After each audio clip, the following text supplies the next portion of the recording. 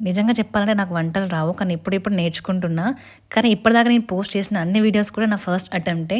అన్నీ కూడా పర్ఫెక్ట్‌గా కుదిరినాయి. సెకండ్ టైమ్ నాకు తెలవదు గానీ ఫస్ట్ టైమ్‌కైతే మస్తు కుదిరినాయనమాట. ఇలాగ నేను ఇంట్లో కొబ్బరి ఉంది గదా! ట్రై చేశాను. మీరు కూడా ఇంట్లో ఒకవేళ కొబ్బరి తురుము ఉంటే మాత్రం ట్రై చేయండి.